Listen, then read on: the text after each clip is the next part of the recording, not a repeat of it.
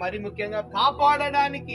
హల్లెలూయా హల్లెలూయా. చూడండి ఏమంటున్నాడు, తండ్రి నువ్వు కాపాడావు, ఇదిగో నేను వారిని కాపాడాను, దుష్టుని నుంచి వారిని కాపాడు అని ప్రార్థన చేస్తా ఉన్నారు. ఎవరి కొరకు ప్రార్థన చేస్తున్నారు యేసయ్య? ఈ ప్రార్థన చెప్పండి, ఎవరి కొరకు ప్రార్థన చేస్తున్నాడు? చెప్పాలి, ఎవరి కొరకు ప్రార్థన చేస్తున్నాడు యేసయ్య? మన కొరకు ప్రార్థన చేస్తున్నాడు. లోకంలో ఉన్నాం మనం, లోకంలో ఇంకెవరున్నారు? దుష్టుడు కూడా ఉన్నాడు.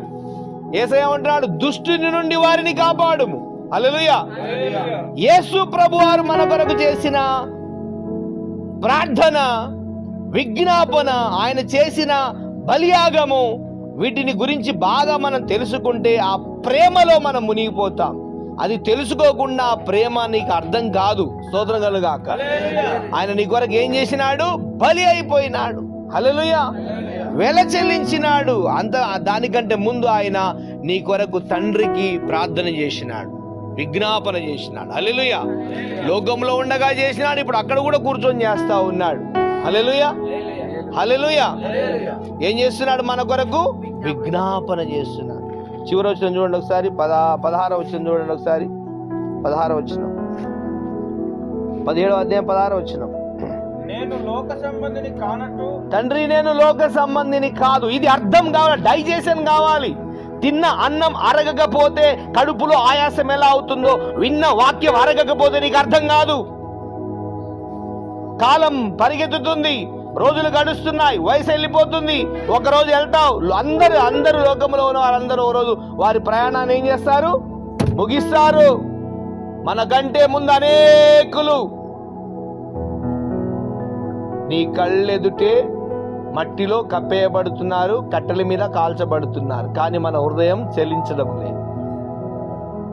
హల్లెలూయా. తండ్రి అయిన దేవునికి యేసు ప్రభువారు ప్రార్థన చేస్తున్నాడు. ఈ ప్రార్థన నీ కొరకే, నిన్ను దుష్టుని నుండి తప్పించాలని ఆయన ప్రార్థన చేశాడు. దుష్టుడు ఎలా నీ మీద దాడి చేస్తా ఉంటాడంటే, ప్రియులారా, ఈరోజు ఒక సత్యమైన మాటను ప్రభు చెప్పమన్నాడు. నీవు కాపాడుకోవాల్సిన ఉన్నవి, నేను కాపాడుకోవాల్సిన ఉన్నవి దేవుడు కాపాడాడు, కాపాడుతున్నాడు. కాపాడమని ప్రార్థన చేసినాడు యేసయ్య తండ్రికి. ఎవరి నుంచి కాపాడాలని ప్రార్థన చేసినాడు? ఓటు అలాగే కనబడుతుంది మనకు అక్కడ, కానీ ఎంత శక్తితో ఆయన ప్రార్థన చేస్తున్నారు తెలుసా? యేసయ్య ప్రార్థన శక్తి కలిగింది. ఈ good Friday, run for Jesus, Easter పండుగలలో యేసు ప్రభు వారు భూమి మీద చేసిన ప్రార్థన అభిషేకం మనందరి మీదకి విడుదలవును గాక. హల్లెలూయా. హల్లెలూయా. ప్రార్థన, ఆ ప్రార్థనలోనే శక్తి ఉంది. హాస్యం, అపహాస్యం, అల్ప సంతోషాల కాలం కాదు. మీకు తెలియదు ఈ మాట కాదు. యుద్ధాలు జరుగుతున్నాయి, దేశాల మీద నాశనాలు. రానున్న కాలంలో ఇండియా కూడా యుద్ధానికి దిగొచ్చు. ఏం జరుగుతుందో అర్థం కావడం. ఆత్మ ప్రయాణం చాలా దగ్గరుంది. దేవుని దగ్గరికి వెళ్ళే ప్రతి వ్యక్తి యొక్క ప్రయాణం చాలా రోజు దగ్గర అవుతుంది. ఒక భక్తుడు అంటాడు, పుట్టినరోజు చాలా సంతోషంగా చేసుకుంటారు, వాడికి తెలియదు దేవుని దగ్గరికి పోయే రోజు దగ్గర పడ్డది. వాడికి అర్థమే కాదు. అది అక్కడ సంతోషపడాల్సిన అవసరం ఏముంది? పెద్ద జ్ఞానం పొందుకున్నాడా? ఆత్మజ్ఞానం పొందుకున్నాడా? దేవుని దగ్గర ముఖాముఖిగా మాట్లాడే దర్శనం పొందుకున్నాడా? దేవుని దగ్గర దేవుని స్వరం వినే దర్శనం పొందుకున్నాడా? నా బ్రతుకులో ఒక్క పుట్టినరోజు చేసుకోలేను నేను. దేవుని స్తోత్రం కలుగాక. హల్లెలూయా. పుట్టినరోజులు కాదు, చచ్చే రోజును గుర్తుపెట్టుకోవాలా. దేవుని స్తోత్రం కలుగాక. ప్రభువైన యేసుక్రీస్తు వారు 16 వచ్చిన చదువుదాం మరొకసారి. 16 వచ్చిన. నేను లోక సంబంధిని కానట్టు, దేవునికి ప్రార్థన చేసి, నేను లోక సంబంధిని కానట్టు, వారును లోక సంబంధులు కారు. వారును లోక సంబంధులు కారు. డివైడ్ చేశాడు. స్తోత్రం చెప్పండి, గట్టి చప్పట్లు కూడా స్తోత్రం చెప్పండి. ప్రభువు నిన్ను ఏం చేశాడు? ప్రత్యేకపరిచాడు. అభి సిట్ కింద లేకపోతే పైన. ఆటలు ఉండొద్దు మన మందిరంలో, మన సహవాసం. ఆటలు కామెడీలు ఉండొద్దు, కూర్చోవాలి. అన్ని నేర్చుకోవాలి. మనం నేర్చుకుంటేనే మన పిల్లల తరాలు దీవెనకరంగా ఉంటాం. దైవ భయం లోపల ఉండాలి. స్తోత్రం కలుగాక. గమనిస్తే ఏం చేస్తున్నాడు ప్రార్థన? వారు లోక సంబంధులు కారు, వారు నేను లోక సంబంధిని కానట్టు. ఏమంటున్నాడు యేసయ్య? ఓ సపరేట్ చేసినాడు ఇక్కడ. స్తోత్రం చెప్పండి. హల్లెలూయా. ఏమంటున్నాడు తర్వాత? తండ్రి సత్యమందు వారిని ప్రతిష్ఠ చేయుము, చేయుము, నీ వాక్యమే సత్యము, నీవు నన్ను లోకమునకు పంపిన ప్రకారము నేను దానిపైన 16 వచనం కంప్లీట్ చేయలే ఇంకా. నేను లోక సంబంధిని కానట్టు వారును లోక సంబంధులు కారు. సత్యమందు వారిని ప్రతిష్ఠ చేయుము. హల్లెలూయా. హల్లెలూయా. 10వ వచనం చదవండి ఒకసారి. 10వ వచనం. నీవు లోకములో నుండి వారిని తీసుకొని పొమ్మని నేను ప్రార్థించడం లేదు కానీ. గమనించాలి, లోకంలో చాలా మంది ప్రార్థన చేసేటప్పుడు క్రైస్తవులు కూడా జ్ఞానం లేకుండా బాధలు బాగా వచ్చినాయంటే, అయ్యో నన్ను తీసుకుపో అని ప్రార్థన చేస్తూ ఉంటారు. తీసుకుపోవడానికి ఆయన ఇప్పుడు పంపింది ఉద్దేశము కొన్ని దినాలు, కొన్ని సంవత్సరాలు భూమి మీద నువ్వు బ్రతకాలని గ్రంథం చుట్టూ రాసి పంపినాడు. ఆ టైం అది ఉంది. దానికంటే ముందు అడ్వాన్స్గా ప్రార్థన చేస్తా ఉంటాడు, నన్ను తీసుకుపోయా అని. కాదు, దుష్టుని నుండి తప్పించబడాలి వీరని ప్రార్థన చేస్తున్నాడు. హల్లెలూయా. ఏం చేస్తాడు దుష్టుడు? మన కుటుంబాల మీద దాడులు, ఆర్థిక ఇబ్బందులు కావచ్చు, అనారోగ్య సమస్య కావచ్చు, ఆత్మలో మనశ్శాంతి లేకుండా కావచ్చు, ఇరుగు పొరుగు వారి ద్వారా ఇబ్బందులు కావచ్చు, సమాజంలో కావచ్చు, సంఘములో కావచ్చు, శోధనలు పెడతా ఉంటాడు సాతానుడు. యేసు ప్రభు ఏం చేస్తున్నాడు? మనకు చేశాడా లేదా? ప్రార్థన చేశాడు. దుష్టు నుండి వారిని కాపాడుమని ప్రార్థించుచున్నాను. దుష్టుని నుండి వారిని కాపాడుము. అంతకంటే ముందేమంటా? నేను కాపాడి తిని తండ్రి నీవు కాపాడావు. ఎందుకు కాపాడమని ప్రార్థన చేస్తున్నానంటే వీరు దుష్టుని నుంచి. యేసయ్య ఏమన్నాడు ఇంకా? తోడేళ్ల మధ్యలోనికి గొర్రె పిల్లల్ని పంపినట్టు. తోడేళ్ళు అంటే ఎవరంట? లోకంలో ఉన్న ఎట్లున్నారంట లోకంలో ప్రజలు? తోడేలో జాగ్రత్త గొర్రె పిల్లల వల్ల మిమ్మల్ని పంపుచున్నాను అన్నాడు. హల్లెలూయా. ప్రత్యేకంగా ఈరోజు మన సంఘ సహవాసములో ఈ పరిచర్యలు ఎలా ఉంటాయనే విషయాన్ని నేను ఖచ్చితంగా ఈరోజు ఇంకొక అర్ధగంట మీకు చెప్పగలుగుతాను. దేవుని స్తోత్రం కనుక. పిల్లల కొరకు నేను ప్రార్థన చేస్తాను, అందరం ప్రార్థన చేస్తాం. కానీ ప్రత్యేకంగా పరిశుద్ధాత్మ దేవుడు ఈ శుక్రవారం ముందు రోజు మనతో మాట్లాడుతున్నారు.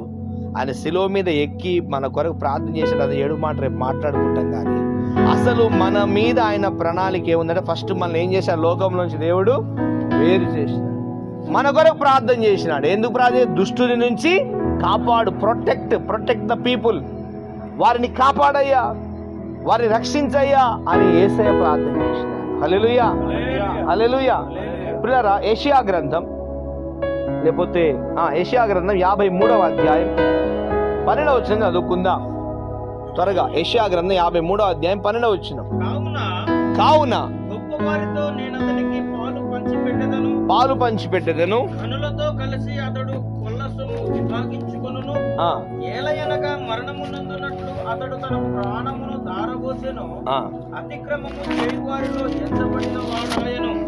అనేకుల పాపమును భరించుచు తిరుగుబాటు చేసిన వారిని గురించి విజ్ఞాపనము చేసెను. హల్లెలూయా. తిరుగుబాటు చేసే వారి గురించి కూడా ఆయన ఏం చేశాడంట? విజ్ఞాపన. మన కొరకు ప్రార్థన, మన కొరకు మనవి, మన కొరకు వేడుకుంటున్నాడు. తిరుగుబాటు చేసే వారి కొరకు కూడా ఆయన ఏం చేస్తున్నాడు? విజ్ఞాపన చేస్తున్నాడు. మరి ముఖ్యంగా పరిశుద్ధులమైన ఆయన రక్తంలో కడగబడిన మన కొరకు తండ్రి దగ్గర ఆయన విజ్ఞాపన చేస్తూనే ఉన్నాడు. దేవుని స్తోత్రం కనుక. మరి దానికి ప్రతిఫలం ఎందుకు రావడం లేదు మనకనంటే, కొన్ని అవిధేయతలు మనకు ఉండవచ్చు, కొన్ని అజ్ఞానపు పనులు మనం చేస్తూ ఉండవచ్చు, కొన్ని దేవుని ఆజ్ఞకు వ్యతిరేకకరమైనవి మనం చేస్తూ ఉండొచ్చు ఈ జీవిత కాలములో.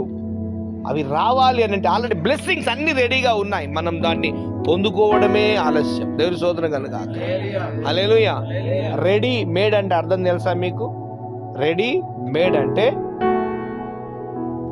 తయారు చేయబడి సిద్ధంగా ఉన్నది అని అర్థం. రెడీ అంటే సిద్ధంగా ఉంది, మేడ్ అంటే నీ కొరకు, మేడ్ అంటే తయారు చేయబడి ఉంది అని అర్థం. దేవుని ఆశీర్వాదాలు అన్ని రెడీగా ఉన్నాయి.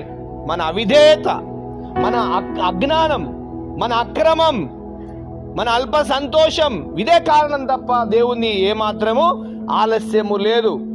హల్లెలూయా.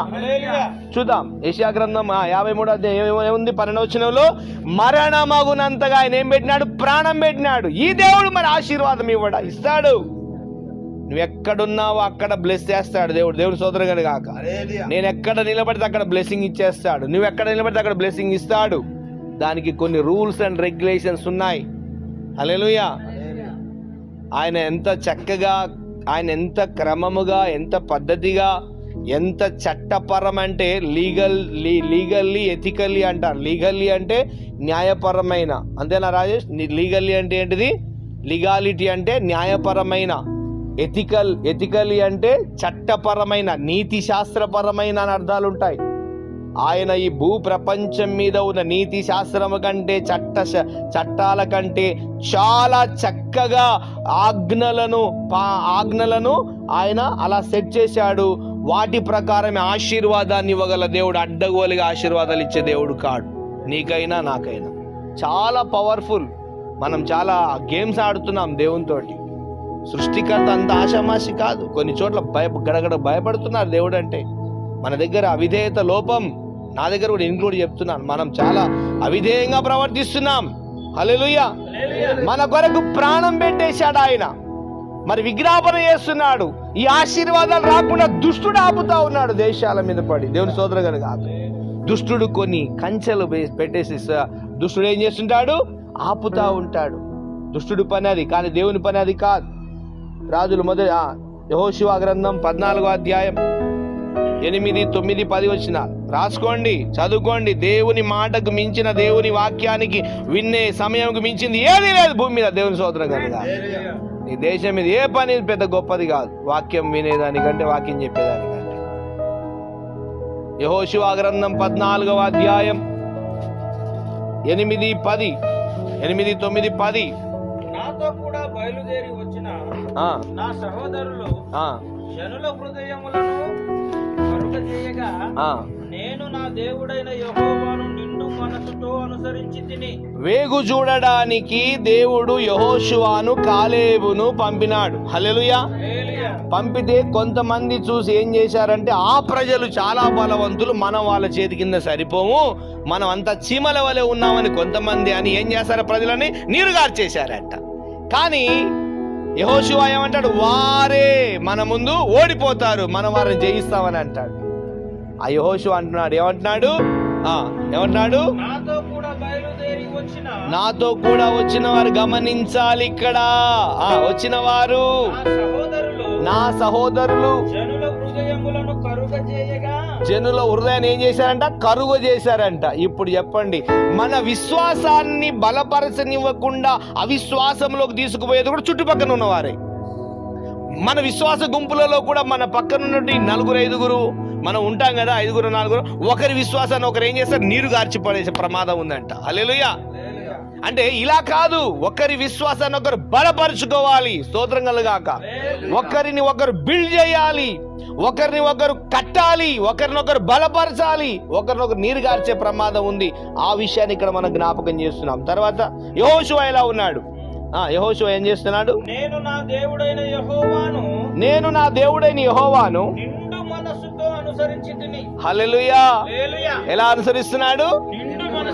ఈ వాక్యం చదువుతున్నప్పుడు ఆ మధ్యన హోసనా మినిస్ట్రీ ఒక సంవత్సరం పాట, నిండు మనసుతో నిన్నే ఆరా. ఆ పాట అసలు నిజంగా ఎంత గొప్పగా తీసి రాస్తున్నారు. దేవుని స్తోత్రం కనుగాక. అద్భుతం. ఆ పాట వస్తుంది అలాగన. చూడండి, యెహోషువ ఏం చేస్తున్నాడు? నిండు మనసుతో, అందరనండి గట్టిగానండి, స్తోత్రం కలుగాక. నిండు మనసుతో నిన్ను పక్కనున్న వారు ఏం చేస్తున్నారు? నీరుగా ఆర్చి చేస్తున్నారు. పక్కనున్న వారు ఏం చేస్తున్నారు? వీడి యెహోషువ విశ్వాసాన్ని నీరుగా ఆర్చే పరిస్థితి వచ్చేసింది.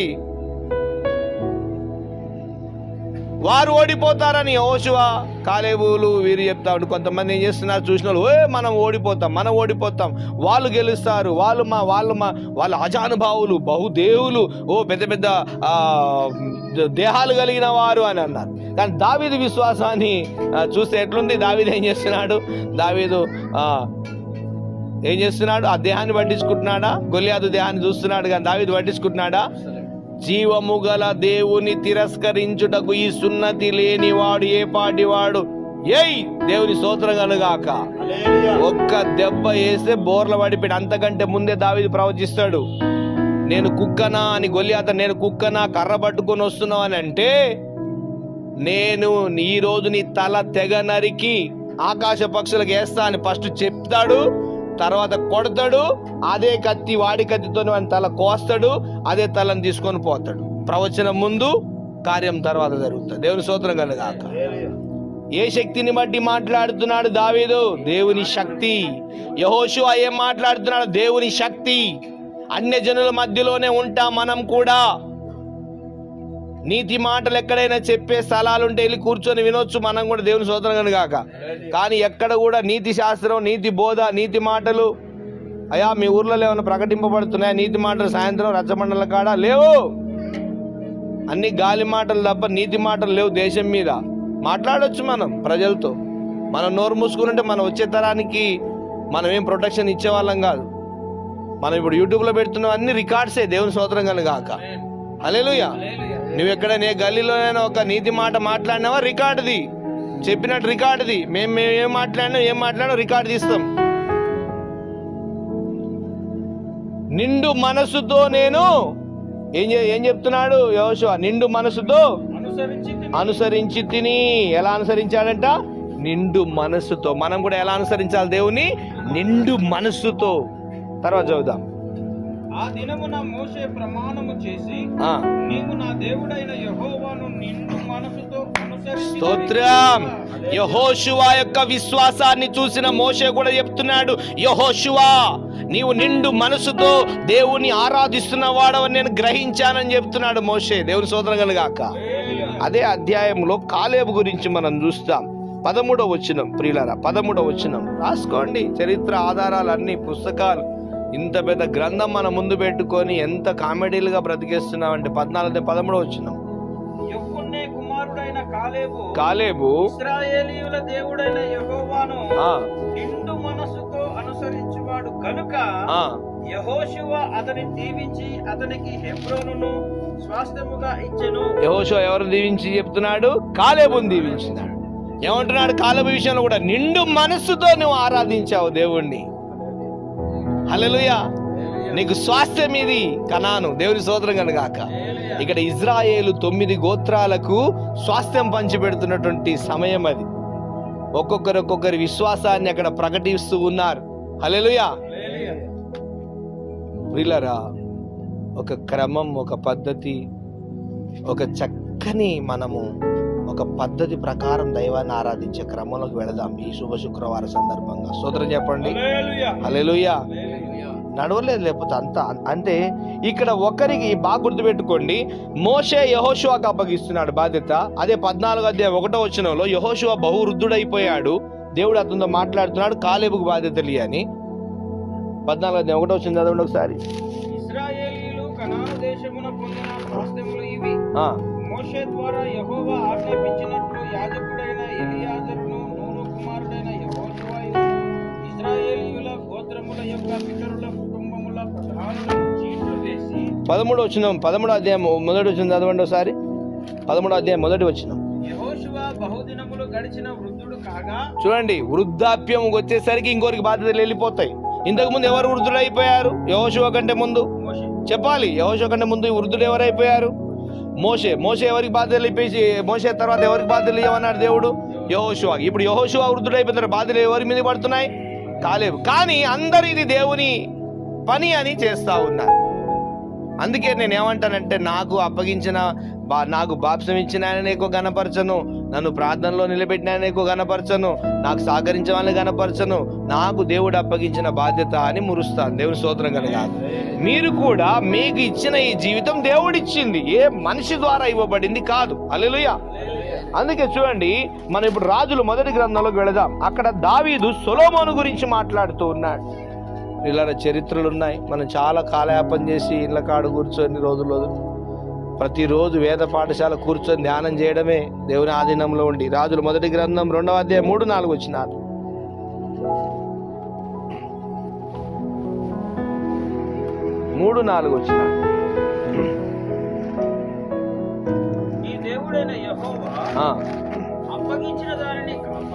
దేవుని స్తోత్రం చెప్పండి. ఎవరంటున్నారు ఈ మాట? దావీదు సొలొమోనుతో అంటున్నాడు. 1వ వచనం చదవండి ఒకసారి. 1వ వచనం చదవండి. చూడండి, అక్కడ యెహోషువ వృద్ధుడయ్యాడు, అంతకంటే ముందు మోషే వృద్ధుడయ్యాడు. యెహోషువ వృద్ధుడయ్యాడు, కాలేబుకి ఇచ్చాడు. ఇక్కడ దావీదు ఒక మహారాజు.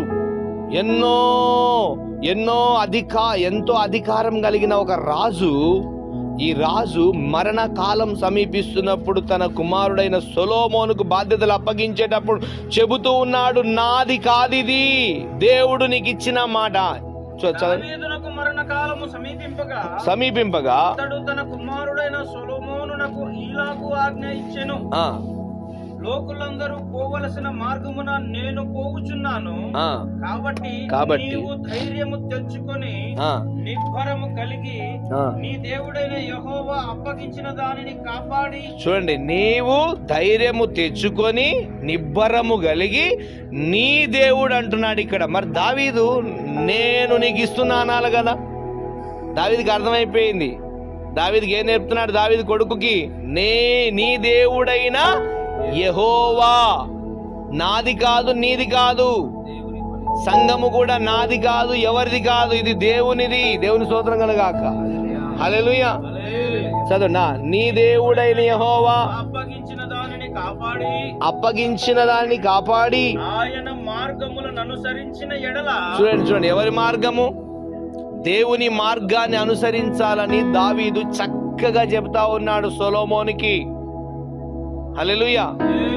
ఏమన్నాడు? నీ దేవుడైన యెహోవా నీకు అప్పగించిన దానిని కాపాడి. ఇప్పుడు చెప్పండి, దేనిని కాపాడుకోవాలి? దేవుడిచ్చిన దానిని కాపాడుకోవాలి. హల్లెలూయా. ఆయన మన కాపాడుతున్నాడు, ఏం చేస్తున్నాడు? రక్షిస్తున్నాడు, భద్రం కూడా చేస్తున్నాడు. భద్రం తల్లి బిడ్డతో చెప్తా ఉంటది, భద్రం బిడ్డ. అంతకంటే ముందే దేవుడు మనం భద్రం కాపాడుతూనే ఉన్నాడు.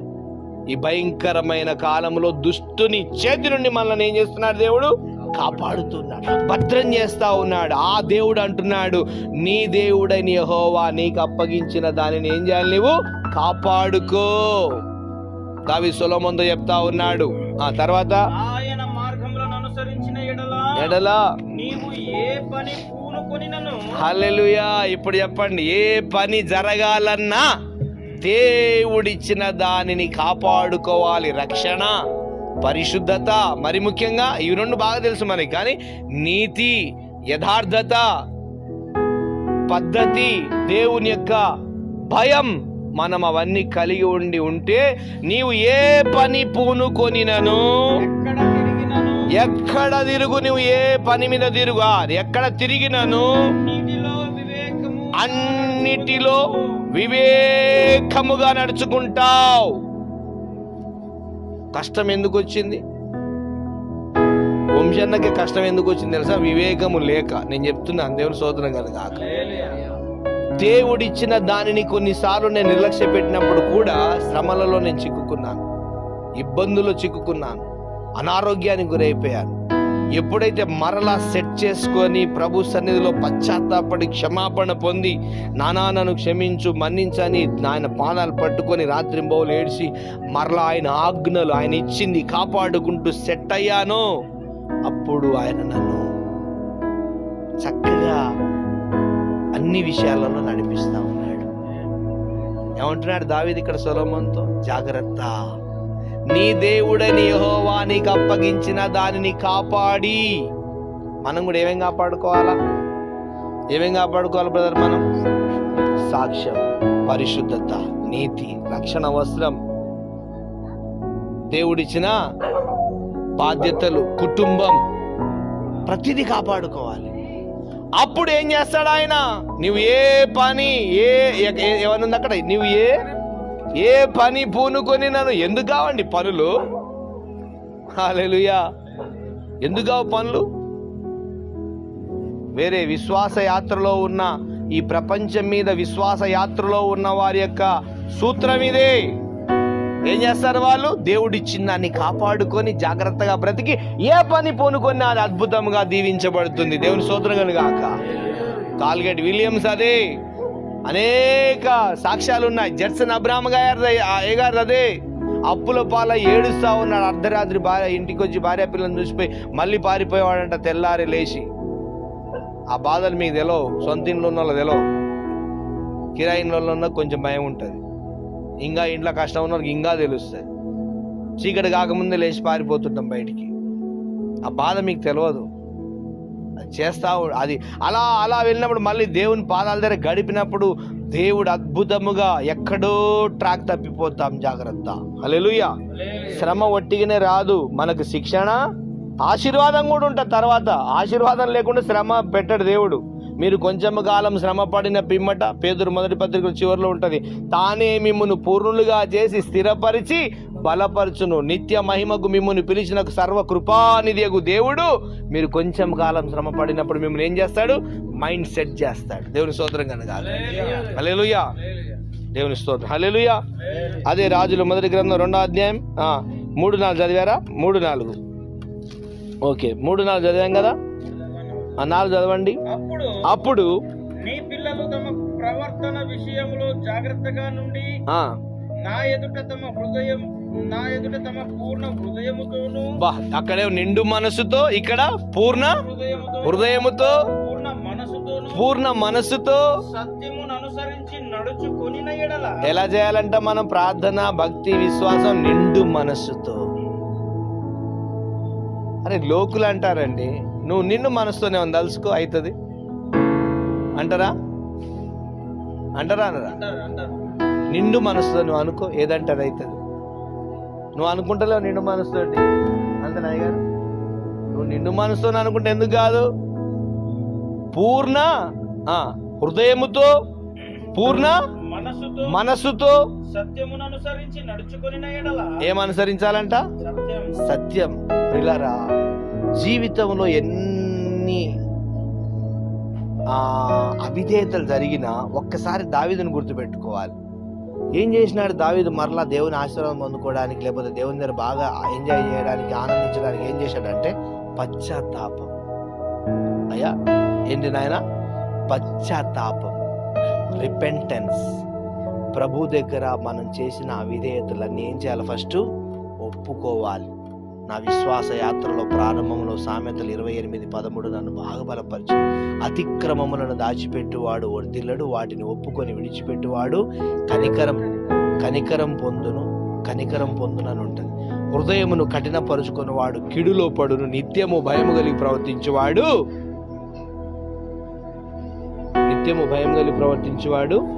చూడండి ఒకసారి, వర్ధిల్లున్నాను. నిత్యము భయము కలిగి ప్రవర్తించువాడు ధన్యుడు. హృదయమును కలవరపరుచుకున్నవాడు కీడులో పడును. హల్లెలూయా. ఏ భయం అంట? సత్యం ఎలా ఉండాలి? నిత్యం ఉండాలా. జరిగినాయి, చాలా జరిగిపోతాయి. దావీదు జీవితం జరగలేదా? చెప్పండి. దావీదు జీవితం జరగలేదా? పౌలు జీవితం శ్రమలు లేవా? పేతురు జీవితం శ్రమలు లేవా? అందరూ మనకు ప్రాక్టికల్ ఉన్నారు. మనం ఏం చేయాలి? పశ్చాత్తాపం. గడగడ వణుకుకుంటూ రాత్రంతా కన్నీరు గార్చి, ఎవడు క్షమించడేమో కానీ, లోకులు క్షమించరు ఒక్కొక్క పరిస్థితుల్లో కానీ, దేవుని పాదాల కాడ కూర్చొని కన్నీరు గారిస్తే అన్ని పాపాలు క్షమించేస్తున్నాయి. హల్లెలూయా. నా అన్ని విధేయతలు దేవుని దగ్గర ఒప్పుకున్నా, నా అన్ని అక్రమాలు దేవుని దగ్గర ఒప్పుకున్నా, నా ప్రతి అవిధేయత, నా ప్రతి అజ్ఞానం, నా అహంకార మనసు ఆయన దగ్గర కుప్పగొల్చి పశ్చాత్తాపడి ప్రార్థన చేసిన. హల్లెలూయా. అప్పుడు ఆయన మార్గములు నాకు తెరవబడ్డాయి. దేవుని స్తోత్రం కలుగాక. హల్లెలూయా. తర్వాత వాక్యం చూద్దాం. తర్వాత ప్రభువైన యేసు మనందరి కొరకు ఎంతో దీవెన ఇచ్చినాడు, సిద్ధపరిచినాడు. 1 తిమోతి పత్రిక 6వ అధ్యాయం 20-21 మనం ప్రారంభంలో చూసాము. యేసు ప్రభువారు మన కొరకు విజ్ఞాపన చేస్తున్నాడు, దుష్టుల నుంచి కాపాడమని ప్రార్థన చేస్తున్నాడు. యెహోషువ గ్రంథంలో చూసాము, మోషే, యెహోషువ, కాలేబులు నిండు మనసుతో దేవుని ఆరాధించినట్టుగా చూస్తున్నాం. ఇప్పుడు రాజులు, మొదటి రాజులో చూస్తున్నాం. ఎవరి గురించి చూసాము? చెప్పండి, ఎవరి గురించి చూసాము? ఇక్కడ మొదటి రాజుల్లో దావీదు, సొలొమోను గురించి చెప్తున్నటువంటి మాట మనం చూస్తున్నాం. సొలొమోన్ ఎలా ఉన్నామంటున్నాడు దావీదు? పూర్ణ హృదయముతో, పూర్ణ మనస్సుతో నీకు నీ దేవుడు అప్పగించిన దాన్ని కాపాడుకో. హల్లెలూయా. దేవుడిచ్చిన దాన్ని కాపాడుకోకుండా ఎలా దీవించబడతావు?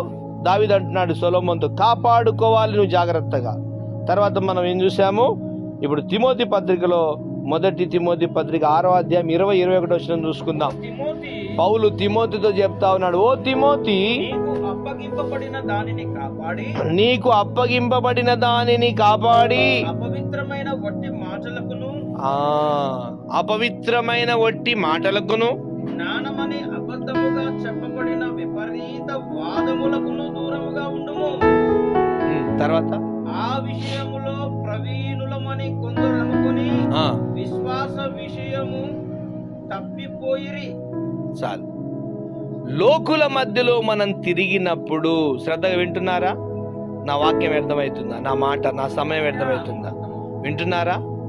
నాకు తెలియదు, దేవుని రికార్డు ఉంటుంది. దేవుని స్తోత్రం కనుక నేను ఇక్కడ ఏం చెప్పింది ఎవరు విన్నారో వినలేదో ఈ చతుర్వాయువులో ఉన్న ఈ యొక్క విధి సాక్ష్యం చెప్తుంది. దేవుని స్తోత్రం కనుక తెలియదు మీకు. చతుర్వాయువులు ఉన్నదే దాని కొరకు.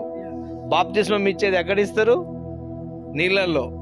ఎందుకు? కింద భూమి, మధ్యలో నీళ్లు సాక్ష్యం, గాలి, సూర్యుడు, ఆకాశం, సర్వ వాయువులు సాక్ష్యం చెప్తాయి. నేను బాప్తిస్మం ఇచ్చి ఒక వ్యక్తిని మర్చిపోవచ్చు.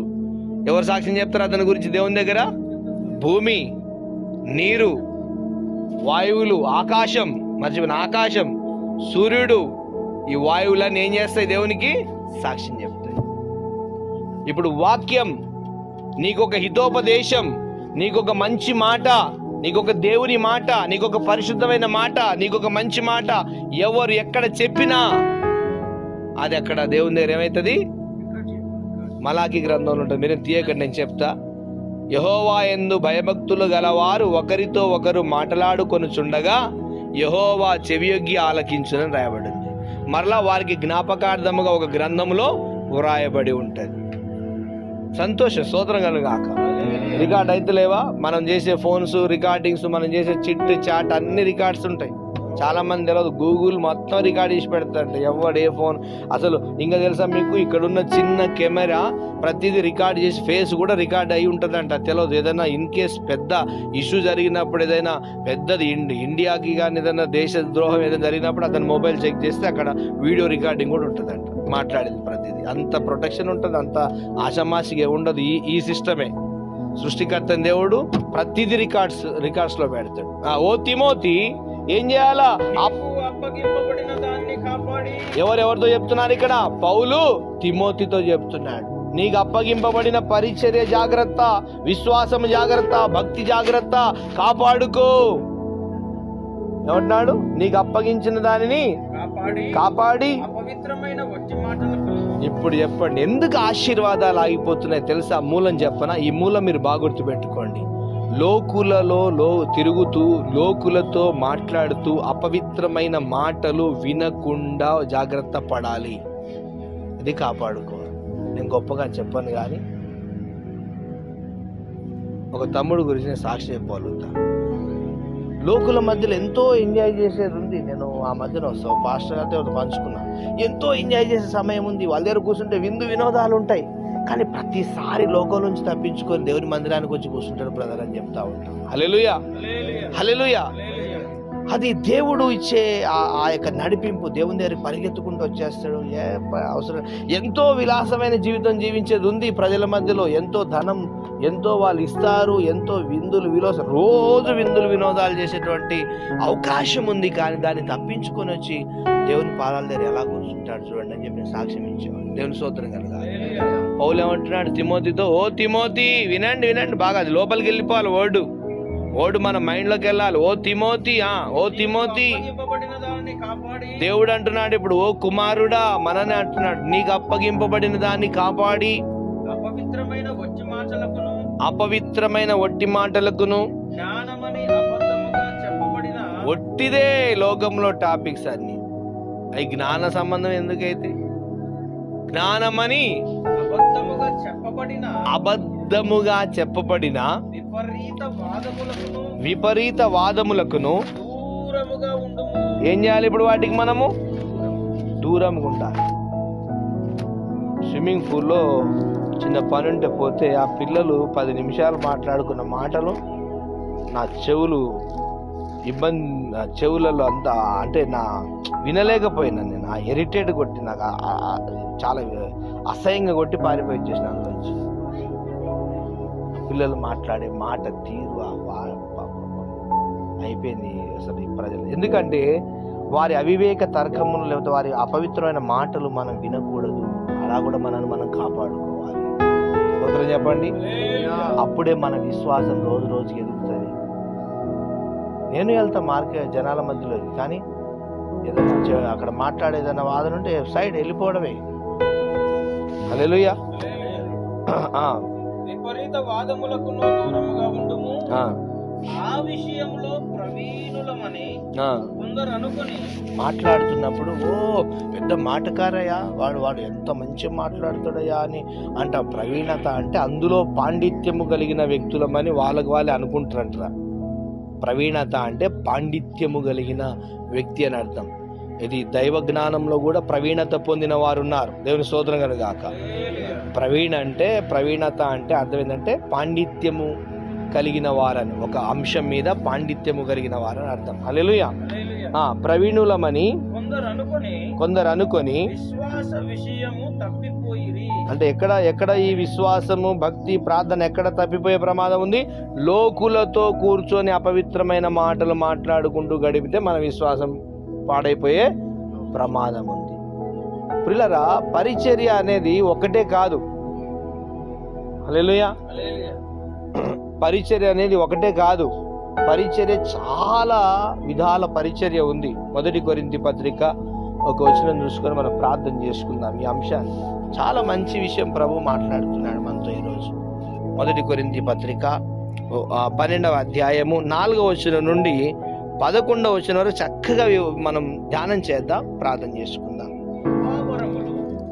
1 కొరింథీ పత్రిక 12వ అధ్యాయము 4వ వచనం. కృపావరములు నానా విధములుగా ఉన్నవి కానీ, గమనించండి, కృపావరములు ఎలా ఉన్నాయంట?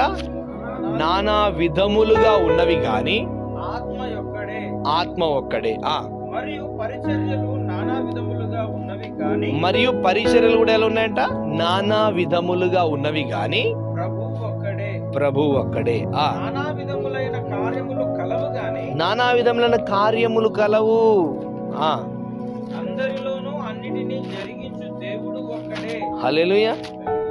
కార్యములు అనంటే చాలా మంది అనుకుంటారు, కొంతమంది సరే వాస్తవానికి ఇప్పుడు మనకు పొలిటికల్ పరిస్థితి బాగాలేదు, కానీ కొంతమంది పొలిటికల్గా ఏదైనా చేస్తే ఈయన దేవుని బిడ్డ కదా పొలిటికల్ ఎందుకు చేస్తున్నాడు అంటారు. అంతేందుకు మన జగన్ గారిని చాలా మంది నిందించిన వాళ్ళు ఉంటారు. అక్కడ క్రిస్టియన్స్ ఎవరైనా ఉంటే నిందించు. కార్యములు వేరు ఉంటాయి. కొన్ని గవర్నమెంట్ ఆఫీసర్స్ ఉన్నారు కొంతమంది. అంతెందుకు ఆ మధ్యలో యూట్యూబ్లో మరి పోలీస్ ఆఫీసర్ అదే డ్రెస్ మీద సాక్ష్యం ఇచ్చి పాట పాడుతున్నాడు. కార్యములు వేరే కదా. ఆయన పాస్టర్ కాదు, ఆయన పోలీస్ డ్రెస్ మీద ఉండి ఏం చేస్తున్నాడు? పాట పాడుతున్నాడు. కొంతమంది కలెక్టర్ పోస్ట్లో ఉండి కూడా ఎక్కడైనా సెలబ్రేషన్ అయినప్పుడు వాళ్ళు మహిమపరుస్తారు. కార్యములు వేరు, పరిచర్యలు వేరు, కృపావరములు వేరు. అన్నీ మనం గమనించి ఏం చెయ్యాలనేది అదే కరెక్ట్గా చెయ్యాలి. కొన్ని ఏదైతే మనకు పని ఉందో ఆ పనిలో నైపుణ్యత ఏదైతే ఉందో దాన్ని మనం చేయాలి. ఇక్కడ ఎన్ని పరిచర్యలు ఉన్నాయో మనం చూద్దాం. ఇది బాగా గుర్తుపెట్టుకోవాలి. నేను ఎప్పుడు అడిగినా చెప్పాలి. ఈ పరిచర్యలు నేను ఎప్పుడు అడిగినా చెప్పాలి, బాగా గుర్తుపెట్టుకోవాలి. చూడండి అక్కడ ఎన్ని పరిచర్యలు ఉన్నాయో. అయినను అందరి ప్రయోజనము కొరకు ప్రతి వానికి ఆత్మ ప్రత్యక్షత అనుగ్రహింపబడుచున్నది. ఎలాగనగా ఒకనికి ఆత్మ మూలముగా బుద్ధివాక్యమును, మరి ఒకనికి ఆ ఆత్మను అనుసరించిన జ్ఞానవాక్యమును, మరి ఒకనికి ఆ ఆత్మ వలననే గమనించండి, ఆత్మ వలననే విశ్వాసమును, మరి ఒకనికి ఆ ఒక్క ఆత్మ వలననే స్వస్థపరచు.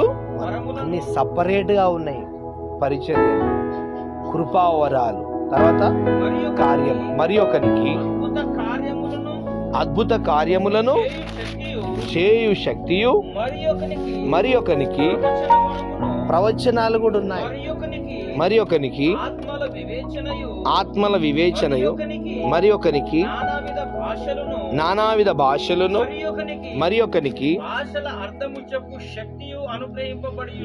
హల్లెలూయా.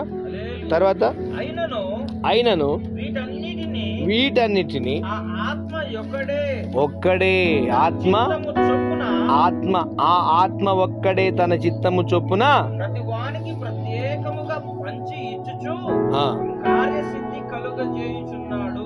దేవుని స్తోత్రం కలుగాక. అర్థం కావాలి వర్డ్. పరిచర్య అనేది లేచి నిలబడి వాక్యం చెప్పేది పరిచర్య కాదు. నీ సాక్ష్యం కాపాడుకొని ఒక సత్ప్రవర్తన కలిగి ఉంటే కూడా అదొక పరిచర్యే. అన్యజనుల మధ్యలో నిలబడినప్పుడు వారు మనని గురించి ఒక్క పల్లెత్తు మాట కూడా అనకుండా కాపాడుకోవడం కూడా పరిచర్యే. నేను పడ్డాను, నా వివేకం లేక అనేక బాధలు పడ్డాను, కానీ అన్ని సెట్ చేసుకుంటున్నాను. నా దేవుడు నాకు సాయం చేస్తున్నాడు. దేవుని స్తోత్రం కనుక అన్ని సెట్ చేసుకుంటున్నాను. ఒక్కొక్కసారి ఎవరిని ఇబ్బంది పెడితే పశ్చాత్తాపడి వారి దగ్గర నేను కొన్ని శోధనలో చిక్కుకున్నప్పుడు వారిని నా హృదయములో మన హృదయములో వారిని రెస్పెక్ట్ ఇచ్చి మనము గౌరవించి వారి దగ్గర మనం విధేయత చూపి ఇలాగన తగ్గించుకుంటే ఆటోమేటిక్గా రేపు పొద్దున్న దేవుడు అక్కడ తగ్గింపు మనసును సిచ్యువేషన్ మొత్తం మార్చేస్తాడు. హల్లెలూయా, హల్లెలూయా. ఈ కృపావరాలు, పరిచర్యలు, కార్యములు అన్నీ పంచిపెట్టబడినాయి. చాలా జాగ్రత్తగా మనం కాపాడుకోవాలి. హల్లెలూయా, హల్లెలూయా. ఈరోజు మనకు ఏ విషయాలు తెలియపరిచి చెప్పండి. ఫస్ట్ యేసు ప్రభు వారు మన కొరకు ఏం చేస్తున్నా, మనల్ని ఏం చేశాడు? లోకం నుంచి చెప్పండి లోకం నుంచి ఏం చేసినాడు? తండ్రికి ఏమైనా ప్రార్థన చేస్తున్నాడు? దుష్టుని నుంచి వీరిని నువ్వు కాపాడావు, నేను కాపాడినాను అయ్యా, ఇదిగో లోకంలో ఉన్నారు, వీరిని కాపాడు. తర్వాత యెహోషువ ఏం చేస్తున్నాడు? యెహోషువ ఏమంటున్నాడు? నిండు మనసు. ఆయన ఆరాధించాడు, దేవుని అనుసరించాడు. తర్వాత ఎవరిని అనుసరించమన్నాడు? కాలేబును. తర్వాత అంతకంటే ముందు ఎవరు అనుసరించినారని చెప్తున్నాడు? మోషే గురించి కూడా చెప్తా ఉన్నాడు. రాజుల మొదటి గ్రంథంలో దావీదు సొలొమోనుతో ఏం చెప్తున్నాడు? నీవు పూర్ణ హృదయంతో నీ దేవుడైన యెహోవా నీకు అప్పగించిన దానిని నీవు కాపాడుకో అని చెప్పి ఏమంటున్నాడు? నీ పూర్ణ హృదయంతో, నీ పూర్ణ మనసుతో నీ దేవుడైన యెహోవాను అనుసరించి జీవించు అంటున్నాడు. హల్లెలూయా. ఆ తర్వాత తిమోతితో పౌలు చెప్తా ఉన్నాడు, జాగ్రత్త, దేవుడు నీకు అప్పగించిన దానిని నీవు కాపాడుకో. జాగ్రత్త, అపవిత్రమైన ఒట్టి మాటలకు, పొదరుబోతు మాటలకు, లోకుల మధ్యలో తిరిగి నీ విశ్వాసాన్ని పాడు చేసుకోకు అని చెప్తున్నాడు. విశ్వాసాన్ని కాపాడుకో, వృద్ధి చేసుకో. ఈ ఆత్మ ఒక్కడే విశ్వాసాన్ని. ప్రియులారా, యేసుని ప్రభు అనడం కూడా అదే 12వ అధ్యాయం 3వ వచనం ఒక మాట చూడండి. ఈ పరిశుద్ధాత్మ ద్వారా తప్ప నువ్వు యేసుని ప్రభు అనలేవంట. మనం ఇలా యేసు ప్రభు అంటున్నామంటే ఎవరి సహాయం ఉంది తెలుసా? మనకి పరిశుద్ధాత్మ సహాయం ఉంది. చూడండి 12వ అధ్యాయం 3వ వచనంలో ఆ మాట ఉంటుంది. అదే 1 కొరింథీ పత్రిక 12వ అధ్యాయం 3వ వచనంలో, అందుచేత దేవుని ఆత్మ వలన మాట్లాడు వాడెవడును యేసు శాపగ్రస్తుడని చెప్పడని, పరిశుద్ధాత్మ వలన తప్ప ఎవడను యేసు ప్రభు అని చెప్పలేడని హల్లెలూయా నేను మీకు తెలియజేయుచున్నాను. మనం యేసుని ప్రభు అంటున్నామంటే మన ఎవరి సహాయం ఉందంట? మనకి పరిశుద్ధాత్మ. ఇప్పుడు పరిశుద్ధాత్ముడు మనకు సహాయం చేస్తూ ఉన్నాడు. ప్రతి విషయంలో మనం కాపాడబడుతున్నాం పరిశుద్ధాత్మ ద్వారా. ఇప్పుడు మనం ఏం కాపాడుకోవాలి? మన విశ్వాసాన్ని, మన ప్రవర్తనని, మరి ముఖ్యంగా. హల్లెలూయా. పరిశుద్ధాత్ముడు ఏం చేయలేడు. నేను ట్రాక్ తప్పితే పరిశుద్ధాత్ముడు నాకు సాయం చేయలేడు. నన్ను నేను కాపాడుకుంటే, చూడండి, దేవుని వాక్యం మెరిగిన వారు ఏం చేస్తారంటే తన్ను వారిని వారు ఏం చేస్తారంటే కాపాడుకుంటారంట. హల్లెలూయా. మనను మనం కాపాడుకోవడం కూడా దేవుని యొక్క పరిచర్యలో భాగము. దేవుని స్తోత్రం కలుగాక. వస్తాయి దుష్ట శక్తులు, నానా విధాలుగా వస్తాయి. నాకు వచ్చినాయి, అవి భయంకర శ్రమలు వచ్చినాయి, శోధనలు వచ్చినాయి. అందులోంచి నేను ఎలా ప్రొటెక్షన్ చేయబడ్డాను నా అనుభవంతో మీకు చెప్తున్నాను. దేవుని స్తోత్రం కలుగాక. హల్లెలూయా.